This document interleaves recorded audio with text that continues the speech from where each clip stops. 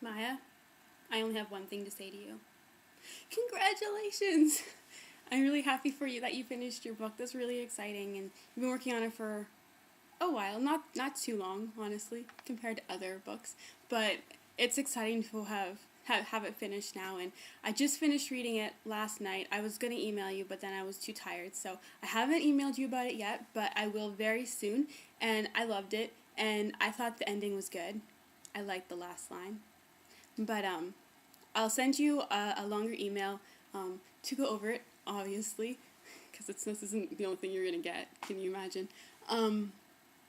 But yeah, I'll probably write it. No, you probably will get the email before you watch this video, unless I'm lazy. But yeah, congratulations! I'm really excited for you, and that's an awesome achievement. Your second book.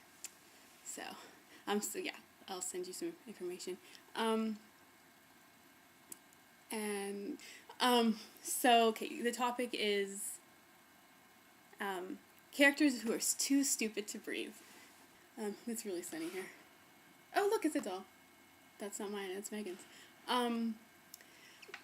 There are, about half the time I'll solve something before the protagonist, and that's okay.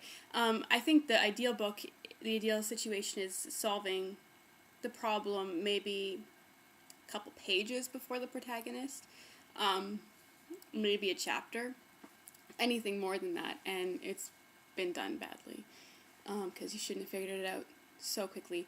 I don't have any. There are a lot of examples, because there are a lot of books that I've read where I figured it out beforehand, and it's just really frustrating. I can't think of any of them right now, except for one that Megan's going to be mad that I mentioned, because she really likes the book, and it is a really excellent book, and I can't remember what it's called. No, wait, I just remember. It's called Uninvited. Not the same one as the one that I love by Tim Wynne-Jones, but the other one by an author I don't know. The cover's black and white. I think it has an angel on it. That's me being an angel. Ow! That's me being an angel. Okay. And I figured out what was going on maybe like the third chapter in, and it just took her a really long time, and that annoyed me. But it was an all-around good book. I mean, I don't want Megan to be mad that I brought it up. But I'll bring up the other one that kind of frustrated me. But it's kind of different. It's not like you solved it beforehand. It's like you were given the information beforehand, and now you're waiting for the protagonist to figure it out. And the one that I'm thinking of is Twilight, which I did really enjoy the first book. I loved the first book, actually, and it's kind of a guilty pleasure. The other books, the subsequent ones, obviously we'll try to pretend they don't exist. Easy enough to do. But in the first book, I don't like the way it's marketed, I guess, because you know everything before you've even started reading. You know, the blurb on the back and the blurb on the jacket saying that he's a vampire, and he wants her blood, and ooh, they're in love, and then you start reading it, and you don't know any of that, and then it takes like half of the book before she even figures out he's a vampire, and you're there the entire time going like, he's a vampire, Bella, he's a vampire, Bella, figure it out, Bella, he's a vampire, and then it just takes such a long time. So I think that would have been done better if the people in marketing had chosen to keep that a secret from us, so we could have solved it with Bella instead of just already knowing.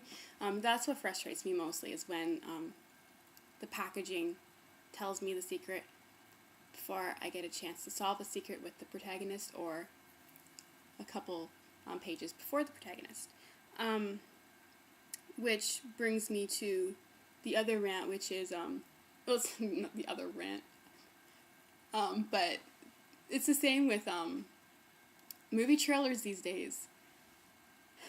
Like, you'll start watching a movie trailer, and you're like, oh, this doesn't look too bad. I might watch this movie. And then, like, you realize you're only halfway in, and, like, you feel like you want to see it, and you're only halfway through the trailer, and then the rest of the trailer tells you how the movie ends, and then you're like, oh, I've already seen the movie then, so I guess then I won't be watching that, because there's no point. But that kind of works around the same, you know, knowing what it is like beforehand, so that you don't need to watch it, or necessarily read it, or just stick with the character as she finally figures out that her boyfriend is a vampire.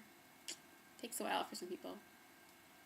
I don't know. Which is why, like, books like retold fairy tales are kind of along the same road for me, because I enjoy them, and if they have been done well, they're done really well. But most of the time, it's just really frustrating because a lot of them don't take a lot of liberties with the original story, and so you already know how it's going to end before you get to the end. Okay, so I just noticed how long this video is going to be, so I think I've addressed the topic at hand. And you're meeting a doll. Her name is Katya. She's really cute. So the new topic is, and Megan's going to be cringing when she hears this, as if this is Megan's video. I don't know. She's going to cringe. Because she was telling me that she's annoyed that all we ever talk about is books. But I don't know why we only talk about books. It's not like we even like books.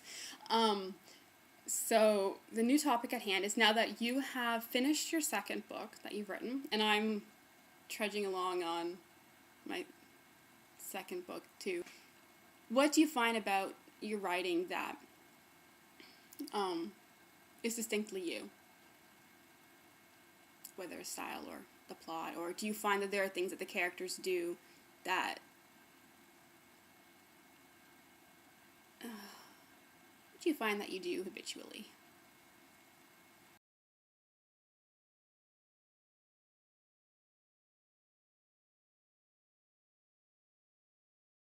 Maya? No. Maya, I only have one.